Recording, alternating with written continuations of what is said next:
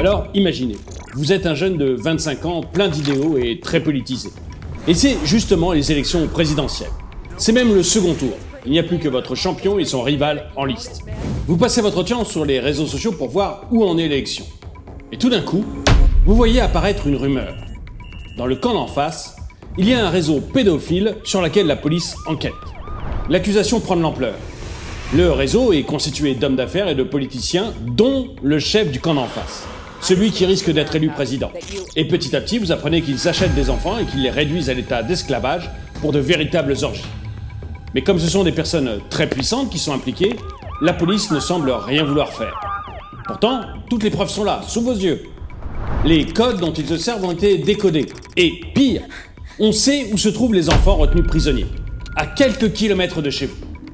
Vous êtes jeune, vous êtes un idéaliste, et vous n'en pouvez plus de voir que personne ne fait rien. Si personne ne va délivrer ses enfants, c'est vous qui allez le faire. À bout, un matin, vous prenez votre fusil et vous allez rendre la justice. Bonjour, je suis François Xavier et je vais vous raconter l'histoire du Pizzagate. Nous sommes le 2 mars 2015. Le New York Times accuse Hillary Clinton d'avoir utilisé une adresse messagerie privée pour recevoir et envoyer des emails alors qu'elle était secrétaire d'État. Et une enquête du FBI révèle qu'effectivement, entre 2009 et 2013, Hillary Clinton, secrétaire d'État de Barack Obama, a utilisé son adresse privée de messagerie pour gérer les affaires du pays. Or, c'est complètement interdit, parce que les serveurs ne sont pas considérés comme suffisamment sécurisés pour pouvoir échanger des documents qui relèvent de la sécurité nationale. En fait, les élus et les hauts fonctionnaires des États-Unis ne sont pas autorisés à utiliser des adresses électroniques personnelles pour des activités liées à leur mandat. Toutefois, l'enquête du FBI s'arrête parce que le directeur du FBI dit qu'Hillary Clinton et son équipe n'ont pas manifesté une volonté de violer la loi. Et le 5 mai 2016, le directeur du FBI recommande de laisser tomber les poursuites contre l'équipe Clinton. Seulement voilà, un an plus tard, le 28 octobre 2016, seulement 11 jours avant que les Américains n'aillent aux urnes pour choisir le futur président, le même directeur du FBI annonce qu'il va rouvrir l'enquête. En effet, le bureau d'enquête a trouvé des emails extrêmement compromettants. Ces nouveaux emails proviennent d'un ordinateur appartenant à Huma Abedin, l'assistante personnelle d'Hillary Clinton. Et elle partageait cet ordinateur avec Anthony Weiner, son mari et membre du Parti démocrate.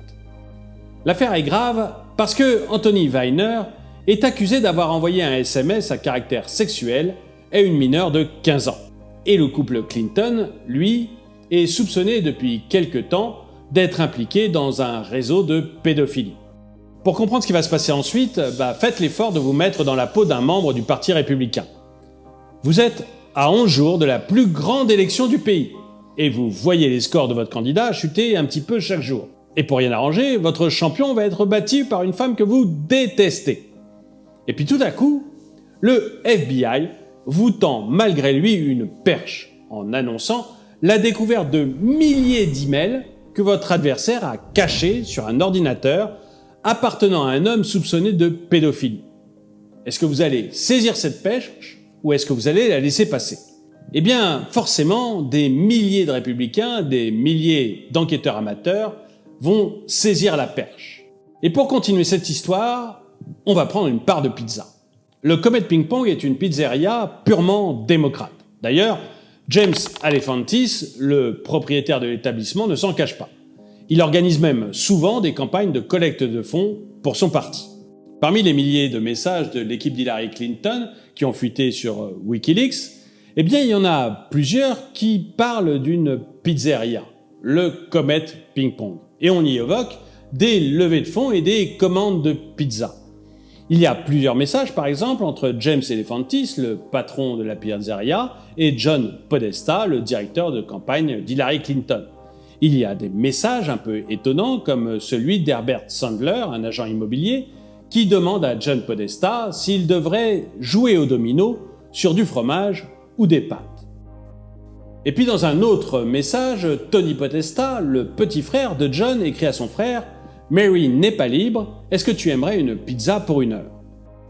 Bref, quelques messages étranges que des enquêteurs amateurs vont essayer de déchiffrer. Et assez rapidement, ils trouvent le code. En fait, pizza au fromage, qu'on peut traduire par cheese pizza, signifie en fait child pornography ou pornographie juvénile. Et l'expression jouer au domino, ça signifierait en fait un jeu de domination sadomaso sur un ou une mineure. Dans la même lancée, hot dog signifierait garçon et pasta est le mot pour petit garçon. Et pour désigner une orgie, on utilise le mot sauce. On entend même dire que Elephantis n'est pas le réel nom du patron de la pizzeria. Elephantis, c'est un nom de code faisant référence à l'exploitation des enfants. Elephantis, enfant, ça sonne un peu pareil. Et James Elephantis, ça ressemble beaucoup à J'aime les enfants. Enfin, quelques enquêteurs amateurs remarquent que sur la carte des menus du Comet Pizza, il y a 2 raquettes de ping-pong qui rappellent un papillon. Et le papillon, c'est le symbole utilisé internationalement pour les réseaux pédophiles. D'autres enquêteurs vont jusqu'à fouiller les comptes Instagram et Facebook du Comet Ping Pong. Et toutes les photos qu'ils y trouvent semblent cacher quelque chose. Parfois même c'est un peu exagéré. Par exemple, ils voient une photo d'une petite fille qui joue avec du ruban adhésif et ils l'interprètent comme une victime ligotée. Là, ce n'était pas du tout le cas. En fait, la jeune fille, eh bien, c'est juste une famille qui sont partis manger une pizza au Comet Pizza. Et pendant leur repas, eh bien, le patron du Comet a demandé s'il pouvait faire une photo de la petite fille pour servir de pub sur les réseaux sociaux. Les parents ont donné leur accord et se sont aperçus quelques semaines après qu'on accusait leur enfant d'être une esclave sexuelle à la solde des démocrates. Bref, c'était une fausse piste. Mais voilà, pour ne rien arranger, Tony Podesta, qui est le directeur de campagne d'Hillary Clinton, est amateur d'œuvres d'art de Biljana Djurdjevic. Et Biljana Djurdjevic, eh bien, il peint des tableaux mettant en scène des enfants dans des situations d'exploitation. Et Bill Clinton, rappelez-vous, a longtemps fréquenté Jeffrey Epstein, le milliardaire. Et ce milliardaire, il a été condamné dans une affaire de prostitution impliquant une mineure de 14 ans. Bref, la petite erreur de la fille sur la photo n'entame pas les recherches des inspecteurs amateurs qui vont rapidement voir que les tableaux modernistes qui ornent les murs de la pizzeria peuvent être interprétés comme des codes secrets que seuls les membres du réseau pédophile peuvent comprendre. Au début, toutes ces interprétations, on les retrouve sur un site, 4chan, qui est un site plus ou moins complotiste. Mais petit à petit, eh bien, toutes les accusations arrivent sur Reddit et puis sur Twitter. Et plus Hillary Clinton dément, plus CNN et le New York Times disent que c'est faux, plus les enquêteurs sont persuadés que c'est vrai.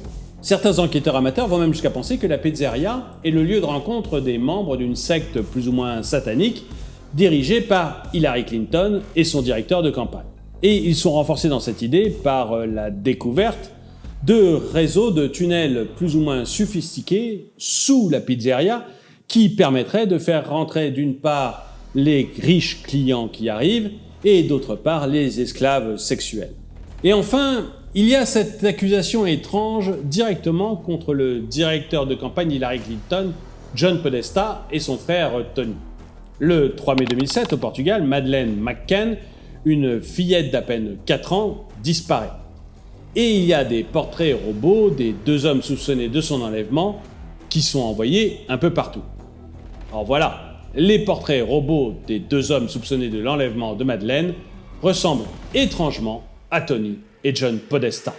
Les enquêteurs amateurs y voient donc un lien entre les 2 frères et la disparition de la jeune fille. Et vous, si vous aviez été électeur démocrate en 2016, auriez-vous quand même élu Hillary Clinton malgré toutes ces rumeurs? Faisons le tour. On l'a accusé de diriger une secte satanique, un réseau de prostitution juvénile, de fournir des esclaves sexuels à l'élite, d'enlever des jeunes filles, etc. Avouez que vous auriez eu peut-être tendance à basculer du côté républicain. Et peut-être même que vous auriez pris un fusil pour aller tirer dans cette pizzeria. Mais n'allons pas trop vite. Les élections passent, Hillary Clinton perd, Donald Trump est élu. Et malgré l'annonce de la victoire de Donald Trump, eh bien les enquêteurs amateurs continuent à enquêter sur la pizzeria Comet. Certains d'entre eux vont même sur les lieux et ils interrogent les employés. Les employés répondent, essayent de rassurer les gens, mais voilà, leurs propos sont plus ou moins déformés sur les réseaux sociaux et tout va dans le sens d'une théorie sur des enfants qui seraient prostitués à l'intérieur du Comet Pizza. Il y a quelqu'un qui est très sensible à toutes ces informations. C'est Edgar Madison Welch. Edgar Madison Welch est persuadé qu'il y a vraiment des enfants en détresse au Comet Pizza.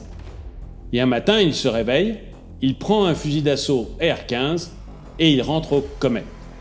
Il va menacer un employé et tirer en présence des clients. Oh, il tire un peu en l'air pour faire peur, pas pour tuer, mais il veut affirmer sa présence et il veut qu'on lui obéisse. Et il va terroriser tout le monde. Il va chercher partout. D'abord, il se rend compte qu'en fait, non, il n'y a pas de tunnel en dessous de la pizzeria. En fait, il n'y a même pas de sous-sol. La pizzeria est de plein pied. Ensuite, il cherche partout, dans chaque pièce, dans chaque placard, et il ne trouve pas d'enfants. Il n'y a aucun des enfants en détresse qu'il était venu sauver. Après avoir fouillé la pizzeria, il ressort et il se livre tranquillement à la police. Le 22 juin 2017, il écope de 4 années de prison. Mais malgré le fait qu'il n'ait trouvé aucun enfant au Comet, pas la moindre trace d'un réseau pédophile, Edgar Welch continue à croire en tout ce qui est dit sur les réseaux sociaux. Et vous, qu'est-ce que vous en pensez? Pensez-vous qu'il y a réellement eu un réseau pédophile au Comet Pizza? Ou est-ce que vous pensez que décidément, il ne faut pas faire confiance aux réseaux sociaux? Dites-le moi dans les commentaires. En attendant, merci d'avoir regardé cette vidéo, mettez-lui un pouce vers le haut, commentez-la, partagez-la. Merci à tous ceux qui soutiennent la chaîne et je vous dis à très bientôt.